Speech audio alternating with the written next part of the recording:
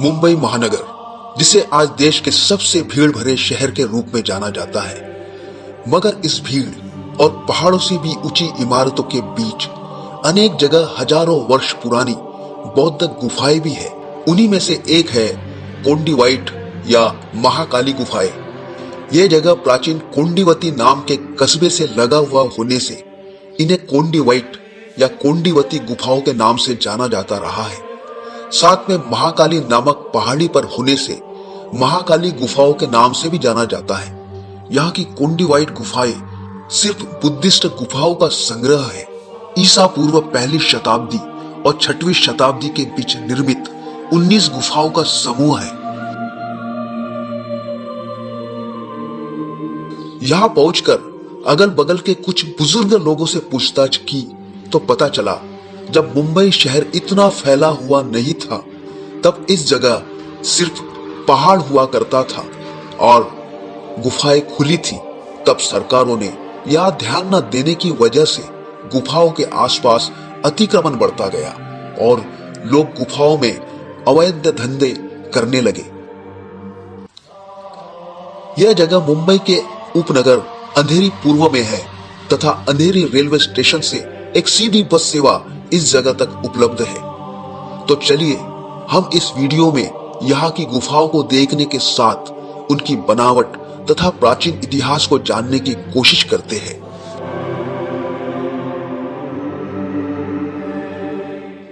दुनिया के महान कला विशेषज्ञ SR वाउचोप और JM कैम्पबेल जैसे लोगों ने अपने ग्रंथों में साफ लिखा है कि बुद्ध धम्म जब इस देश में चरम पर था, वही काल इस देश में असल में यहाँ के लोगों की कला का या कारीगरी का काल था। उसके बाद जो कारीगरी देखने में आती है वो या तो मुगलों की है, मंगोलियों की है या फिर फारस की, और अंत में अंग्रेजों की कारीगरी। ये सारी आज भी यहाँ जीवित बची है। बाकी कलाएं या कारीगरी जो दिखती है वह अमूमन बौद्ध कला की जगहों पर अतिक्रमण कर या उस कला को ही चुराया हुआ रूप है, जिस पर हर किसी ने अपना चोला पहनाकर उस पर अपना स्टैंप लगाया है। यहाँ की गुफाओं में खाली पड़े चबूतरों को देखने के बाद आपको भी यही महसूस होगा। यहाँ की अनेक गुफाओं में से बुद्ध की प्रतिमाएं, दीवारों पर उकेरे गए शिल्प या अंदर पूजा के लिए बनाए गए प्राचीन स्तूप निकाल दिए गए हैं या हटा दिए गए हैं, या तो चोरी हुए हैं, ये साफ झलकता है। हालांकि गुफाओं के बाहरी आवरण और आधा स्तंभ पर 2000 वर्षों बाद आज भी उन पर दिख रही नक्काशी आकर्षण का केंद्र है। हर गुफा के द्वार पर अलंकरण तोरण को उकेरा गया है तथा उसे उकेरने के लिए उन बौद्ध भिक्षुओं का हाथों से किया हुआ परिश्रम इन नक्काशियों को देखने से पता चलता है, जो टूटी फूटी अवस्था में आज भी किसी तरह जीवित है।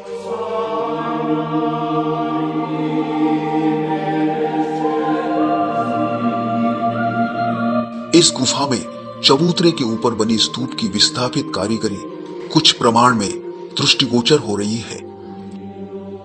आर्कियोलॉजिकल विभाग के संशोधन अनुसार अधिकांश गुफाएं विहार या भिक्षुओं के कक्ष है। यह प्रदेश तब टापुओं में बिखरा हुआ था। तब समुद्र के रास्ते दूर दूर तक धम्म प्रचार के लिए प्रवास करने वाले या वापस आने वाले, गृहस्थी से दूर रहने वाले बौद्ध भिक्षुओं ने इन गुफाओं को अपने विश्राम के लिए, अपने रोजमर्रा के व्यायाम, पूजा और संगति के लिए बनाए होंगे।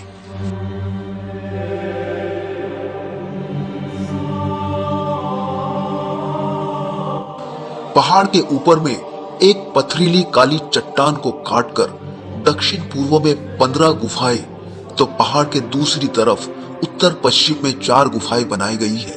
जब हम पहाड़ के उस ओर जाएंगे तब हम वह 4 गुफाएं भी देखेंगे। इस ओर की 15 गुफाओं में से सबसे बड़ी गुफा नंबर 9 जो आप आगे देखेंगे वह ईसा पूर्व दूसरी शताब्दी में बनाई गई है। बाकी गुफाएं 5वीं से 7वीं शताब्दी के बीच बनाई गई है। अब हम आए हैं यहाँ की सबसे बड़ी गुफा क्रमांक 9, जो असल में एक चैत्य है, जो जालीदार खिड़कियों की दीवार से संरक्षित सामने ही दिख रहा है। विशेषज्ञों का कहना है कि यह गुफा सबसे पुरानी गुफा है जो दूसरी शताब्दी में बनाई गई है तथा उन दिनों इंसान द्वारा पत्थरों को काटकर गुफाएं बनाने के सबसे प्रारंभिक काल की होगी। इस गुफा की दाहिनी दीवार पर भगवान बुद्ध के 7 मुद्राओं में आसीन दीवार पर शिल्प उकेरे गए हैं जिन्हें अलग अलग मुद्राओं में दिखाया गया है। आप देख सकते हैं यह है अवलोकितेश्वर बुद्ध मुद्रा तथा यह दूसरी बोधिसत्व मुद्रा। बाकी कलाकृतियां टूटी फूटी अवस्था में दिखती है। यहाँ की सुंदर जालीदार खिड़कियां आज भी आकर्षण का केंद्र है तथा दाहिनी ओर की खिड़की के ऊपर पाली भाषा में लिखित संदेश आज भी बचा है जिसमें इस गुफा को बनाने वाले दानदाता का नाम तथा पता लिखा है। मतलब इस गुफा का निर्माण गौतम गोत्र के व्यक्ति पचमढ़ी के निवासी पिटिम्बा ने किया है।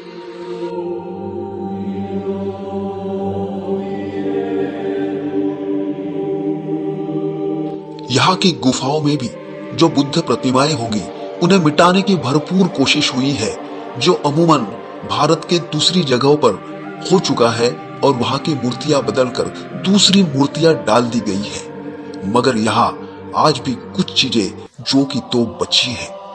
अनेक गुफाएं रख रखाव के अभाव में टूट गई है मगर उन पर उकेरी नक्काशी आज भी दिखती है जिन्हें देखकर ईसा पूर्व की शताब्दियों में भी बुद्धिस्ट कला का स्तर कितना उच्च दर्जे का होगा इसका अंदाजा लगाया जा सकता है।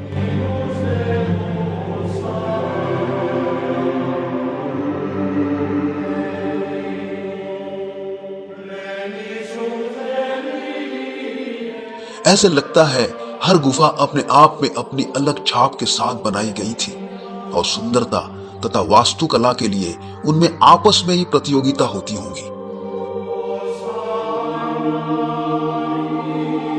अब हम आए हैं पहाड़ के दूसरी ओर जहां 4 गुफाएं बनी हुई हैं। यहां भी हर गुफा अलग अलग आकार और प्रकार की है मगर इस गुफा के प्रवेश द्वार पर बनी ये स्तूप की कलाकृति शायद बच गई है जो अपने आप में अप्रतिम है।